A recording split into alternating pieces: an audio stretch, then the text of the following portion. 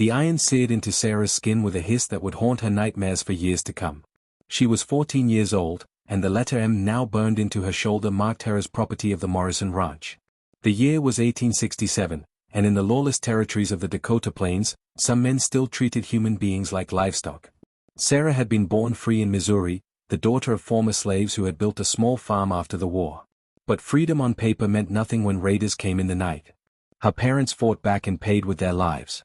Sarah was dragged westward, sold to a cattle baron who saw her as nothing more than another asset to be branded and broken. The pain was excruciating, but Sarah refused to scream. She had learned quickly that showing weakness only invited more cruelty. As the ranch hand pulled the iron away, she bit down hard on the leather strap between her teeth, tasting blood from where she had bitten through her own lip.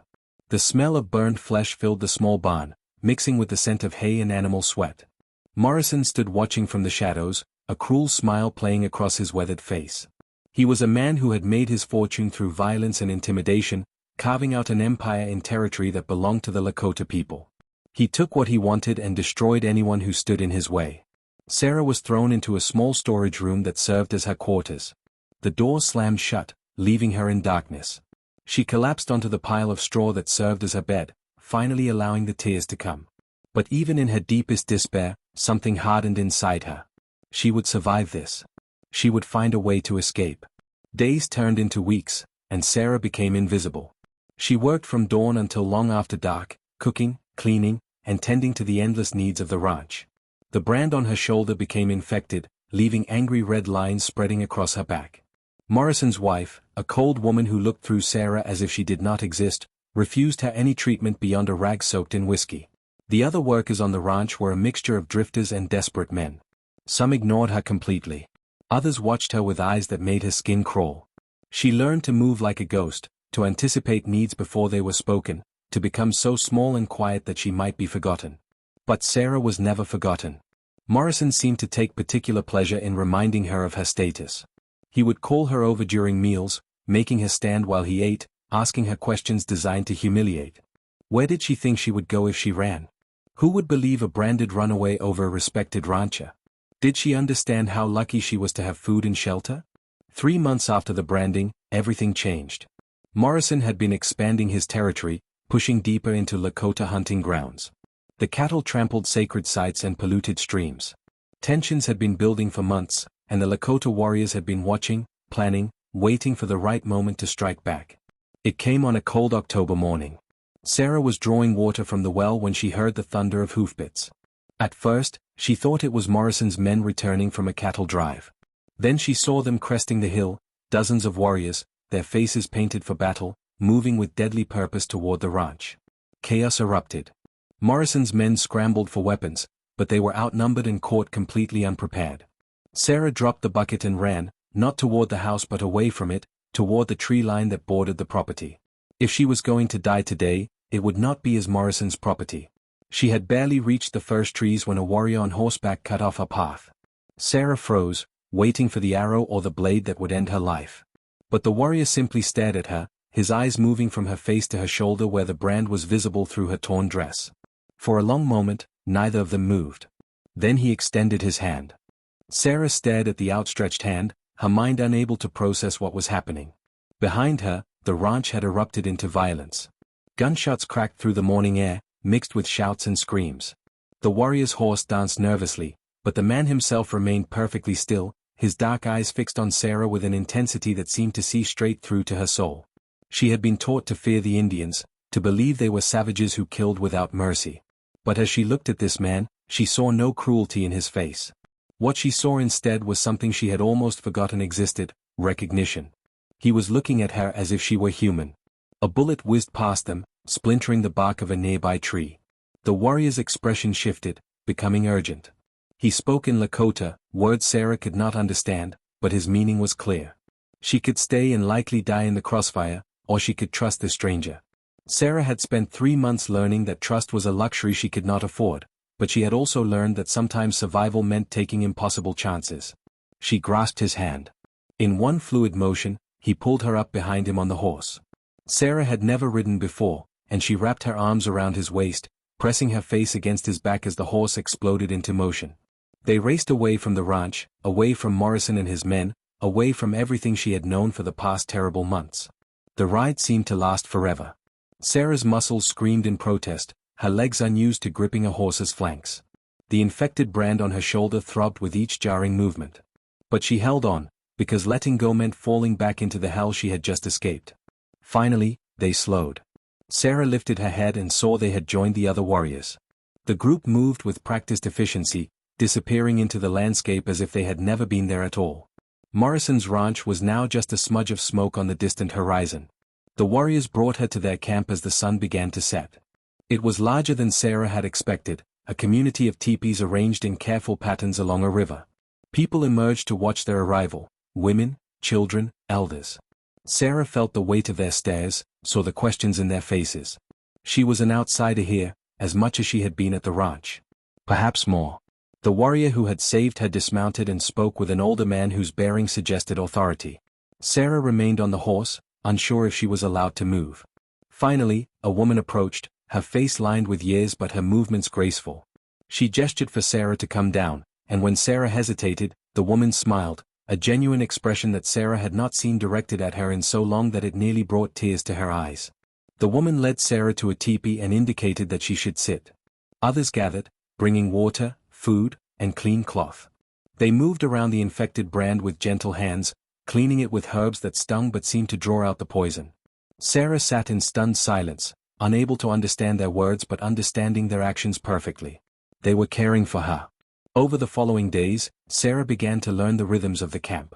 She discovered that the warrior who had rescued her was named Tatankamani, which meant walking buffalo. He was not just any warrior but a chief, respected for his wisdom and courage. The older man was his father, and the kind woman who had first tended to her was his mother. Walking Buffalo's mother, whose name was Wanblizi, seemed to have adopted Sarah as a project. She taught her simple words in Lakota, showing her how to prepare food, how to tan hides, how to move through the camp. Sarah absorbed everything like someone dying of thirst finally given water. These were skills freely given, not beaten into her. There was a fundamental difference that changed everything. But not everyone in the camp welcomed her presence. Some viewed her with suspicion, questioning why they should harbor someone from the world that had brought them so much suffering. Sarah understood their anger even without speaking their language. She had seen what men like Morrison did to the land and to anyone who stood in their way. Walking Buffalo defended her presence, though Sarah only understood this through watching the heated discussions around the council fire. She saw him gesture toward her shoulder where the brand was slowly healing, saw the way other faces hardened with anger when they understood what had been done to her. Gradually, the objections faded. Sarah was allowed to stay. As weeks passed, Sarah realized that Walking Buffalo watched her often. Not with the predatory gaze she had learned to fear from Morrison's men, but with something closer to curiosity. Sometimes she would catch him staring at her brand, his jaw tight with barely controlled rage. She wondered what he saw when he looked at it. Did he see her shame, or did he see the evil of the men who had marked her like an animal? Winter arrived early that year, sweeping across the plains with brutal efficiency. Sarah learned that survival among the Lakota meant constant work, but it was work with purpose and dignity. Every task contributed to the community's well-being, and for the first time since her parents' death, she felt like she belonged to something larger than her own suffering. Wanblizi proved to be a patient teacher, though communication remained challenging. Sarah picked up Lakota words slowly, starting with the names of objects and gradually building to simple phrases. Wanbli taught her to recognize different plants, which ones could heal and which could harm. She showed Sarah how to prepare buffalo hide, how to sew with sinew, how to build a fire that would burn through the coldest night. The other women of the camp gradually warmed to her. They would smile when she made mistakes, gently correcting her technique when she fumbled with unfamiliar tools.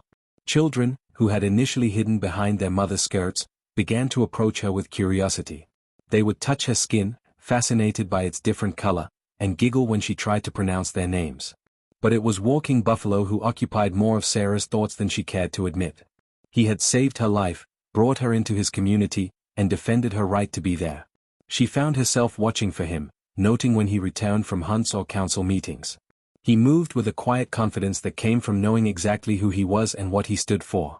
It was so different from Morrison's bluster and cruelty. One evening, as Sarah was helping prepare the evening meal, Walking Buffalo approached her.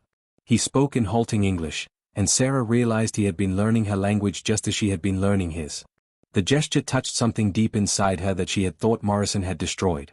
They began to talk in the evenings, a mixture of Lakota, English, and hand gestures that somehow communicated more than words alone could manage. Walking Buffalo told her about his people's history, about the sacred Black Hills and the buffalo herds that had once covered the plains like a living sea. He spoke of the encroachment of settlers and soldiers, of treaties made and broken, of a way of life that was slowly being strangled. Sarah shared her own story, speaking for the first time about her parents' murder and her subsequent captivity. She showed him the brand, not with shame but with anger, explaining how Morrison had marked her like cattle, how he had treated her as less than human. Walking Buffalo listened without interrupting, his face growing darker with each revelation. When she finished, he was quiet for a long moment. Then he spoke, choosing his English words carefully. He told her that among his people, all life was sacred. The idea of owning another person was incomprehensible to them. Yes, they took captives in warfare, but captives could earn their place in the tribe, could be adopted, could become full members of the community. They were never branded like animals. As the weeks turned into months, Sarah felt something unexpected happening inside her. The constant fear that had been her companion since her parents' death began to loosen its grip. She started to sleep through the night without nightmares. She laughed at the children's games. She found herself looking forward to each new day instead of dreading it. Her relationship with Walking Buffalo deepened into something neither of them had anticipated. It started with small gestures. He would bring her the choicest pieces of meat from his hunts, she would mend his clothing with particular care. They would seek each other out during the evening gatherings, sitting close enough that their shoulders touched, a contact that sent warmth spreading through Sarah's chest. But Sarah was also aware that their growing closeness was causing tension. Some in the camp questioned whether a chief should involve himself with an outsider, particularly one from the world that was destroying their way of life.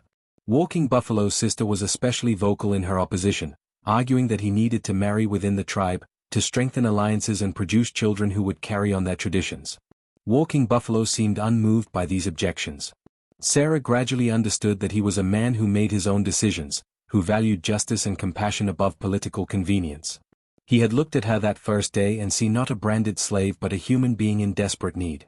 Everything that followed had been a natural extension of that initial recognition. Spring arrived with an explosion of wildflowers across the prairie. The camp prepared to move to their summer hunting grounds, a migration that had been repeated for countless generations. Sarah helped pack the teepees and supplies, her movements now practiced and efficient. She had learned so much, had transformed from a terrified captive into someone capable and confident. But beneath the surface activity, Sarah felt a growing unease. She had heard talk of soldiers gathering to the south, of new treaties being negotiated that would force the Lakota onto smaller and smaller parcels of land. The freedom she had found here felt fragile, threatened by the same forces that had destroyed her parents and enslaved her. The soldier appeared at the camp on a warm June morning, escorted by 2 Lakota scouts who had found him wandering near the river. He carried a white flag and letters from the army commander at Fort Laramie, proposing a council meeting to discuss new treaty terms.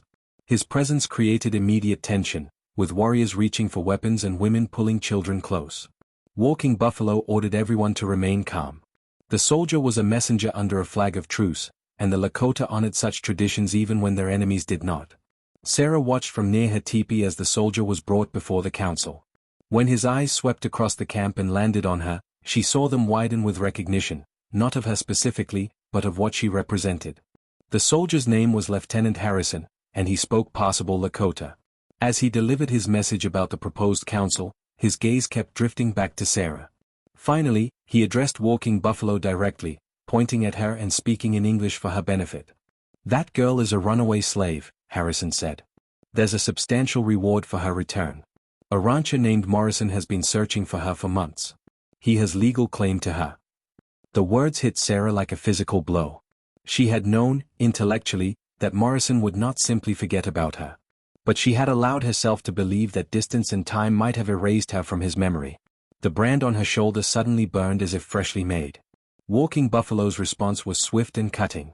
Speaking in English so there could be no misunderstanding, he declared that among his people, no human being could be owned by another. Sarah was not property to be returned. She was a member of their community, under their protection. If Morrison wanted to press his claim, he would have to come and make it himself. Lieutenant Harrison's face flushed red. He argued that the law was clear, that slavery might have been abolished but labor contracts and legal claims to fugitives remained valid. Morrison had papers proving his ownership, had witnesses who could testify to Sarah's theft of his property, namely, herself. The argument escalated, with members of the council joining in. Some argued for maintaining peace with the soldiers, suggesting that one girl was not worth risking war over. Others, including Walking Buffalo, insisted that surrendering Sarah would be a betrayal of everything they stood for. If they allowed the white man's law to reach into their camp and tear away someone under their protection, what would be next? Sarah stood frozen, watching her fate being debated. The old powerlessness threatened to overwhelm her. After everything, after months of healing and learning and beginning to hope, she was still just a piece of property being argued over by men. But then Walking Buffalo turned to her and did something that changed everything. He asked her what she wanted. The camp fell silent. Even Lieutenant Harrison stopped talking, shocked by the unprecedented action of asking a runaway slave for her opinion on her own future. Sarah realized that every eye was on her, waiting to see if she would speak. She stepped forward, her legs trembling but her voice steady. Speaking in a mixture of Lakota and English so everyone could understand, she told her story. She described her parents' murder, her enslavement, the burning iron pressed into her skin. She showed them the brand, now a permanent scar that would mark her for life. She explained that Morrison's legal claim was built on violence and theft, that his ownership was nothing more than the right of the strong to dominate the weak. Then she made her choice clear. She would rather die free among the Lakota than return to slavery under Morrison's roof. If the soldiers tried to take her by force, she would fight. She had learned to survive, and now she had learned that some things were worth dying for. The soldier was sent away with Walking Buffalo's final answer. Sarah would not be surrendered. If Morrison wanted to press his claim, the Lakota would be waiting. As Harrison rode away, Sarah knew that peace between the camp and the military had just become significantly more fragile. That night, Walking Buffalo came to her. They walked away from the camp, to a spot overlooking the river where the stars seemed close enough to touch. He told her that he had been thinking about their situation, about the growing pressure from soldiers and settlers, about the uncertain future facing his people. He wanted her to know that she had a choice beyond simply staying or being taken. He offered her something she had never expected: marriage. As his wife, she would have unquestionable status in the tribe. No one could argue she was just a refugee or a burden. She would be the chief's wife, a position of honor and protection. But he wanted her to understand it was a genuine offer, not just a political maneuver. Over the months, he had come to care for her deeply. He admired her strength, her resilience, the way she had embraced a completely foreign way of life. He saw in her someone worthy of respect and love. The choice, however, was entirely hers. Sarah looked at this man who had saved her life, who had given her back her humanity. She thought about the girl she had been and the woman she was becoming. Sarah's answer was yes, spoken in Lakota with a confidence that would have been unimaginable months earlier. Walking Buffalo's face broke into a smile that transformed him, erasing the weight of leadership and revealing the man beneath. They returned to camp hand in hand, and by morning, everyone knew that their chief had chosen a bride. The marriage ceremony was unlike anything Sarah had experienced. There were no words about property or obedience. Instead, the elders spoke of partnership, of two people choosing to walk the same path together, supporting and strengthening each other. Wandley wept with joy as she presented Sarah with a dress made of the finest deerskin, decorated with intricate beadwork that had taken months to complete. Sarah realized that Walking Buffalo's mother had been preparing for this day long before Sarah herself had understood where her heart was leading. The celebration lasted 3 days, with feasting, dancing, and storytelling. Sarah was welcomed not as an outsider who had earned her place but as someone who had always belonged. The brand on her shoulder was acknowledged but redefined, no longer a mark of ownership but a testament to survival, a reminder of the evil she had escaped and the strength she had discovered. But the joy was tempered by the knowledge that Morrison would not surrender his claim easily. Walking Buffalo increased the watch around the camp, knowing that trouble would come. It arrived sooner than expected, just 2 weeks after the wedding. Morrison came with 20 armed men and a company of soldiers led by Lieutenant Harrison. They established a camp 5 miles from the Lakota village and sent messengers demanding Sarah's return. The message was clear: hand over the runaway, or face the consequences. The council met in emergency session. The arguments from before resumed, with greater urgency. Some elders pointed out that the tribe could not afford open warfare with the army, not when they were already being pressured to move onto reservations. Others argued that surrendering Sarah would be the first step in surrendering everything else. Where would the compromises end? Sarah sat in the council for the first time, her status as Walking Buffalo's wife granting her a voice. She listened to the debate, understanding more than she would have months ago. Finally, she spoke.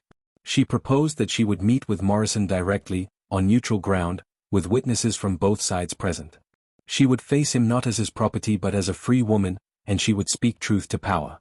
Walking Buffalo immediately objected, fearing a trap. But Sarah was insistent. The standoff could not continue indefinitely, and she refused to be the cause of bloodshed. If she could make Morrison and the soldiers see her as human, perhaps there was a chance for peace. It was a slim hope, but it was the only path she could see that did not end in violence. The meeting was arranged for the following day, in an open meadow equidistant from both camps. Sarah dressed in her finest Lakota clothing, the brand on her shoulder deliberately visible. Walking Buffalo stood beside her, with a dozen warriors arrayed behind them. Across the meadow, Morrison waited with his men and the soldiers.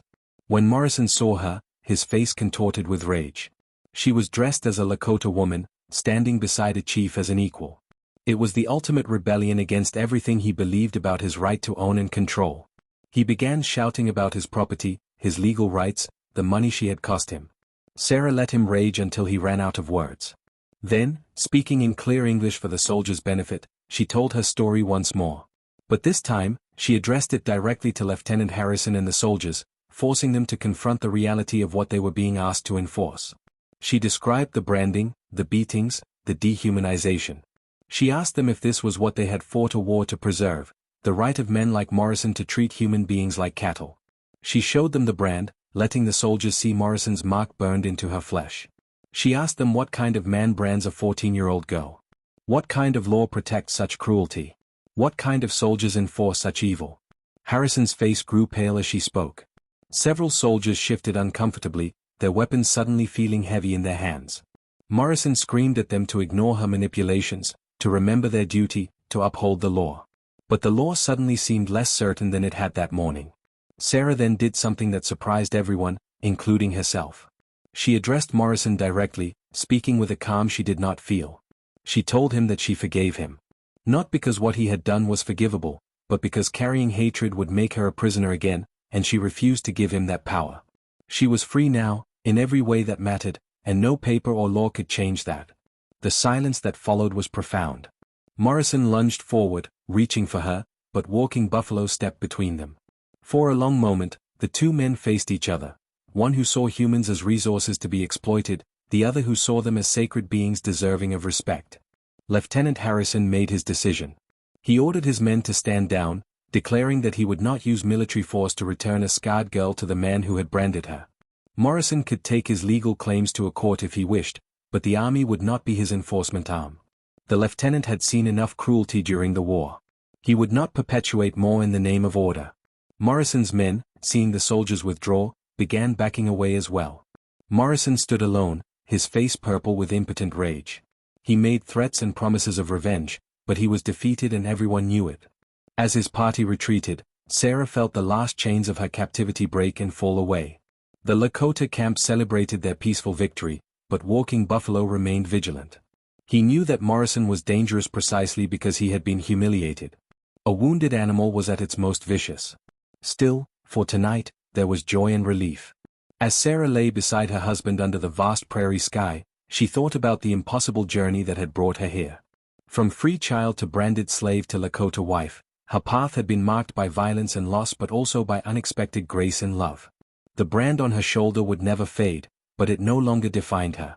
She had been marked as property, but a chief had seen her as human. That recognition had saved her life and given her a future. Tomorrow would bring new challenges. The pressure on the Lakota would continue to grow. Morrison might attempt revenge.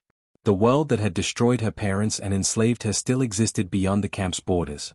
But Sarah had learned that she was stronger than she knew, that dignity could not be branded away, and that freedom was worth fighting for.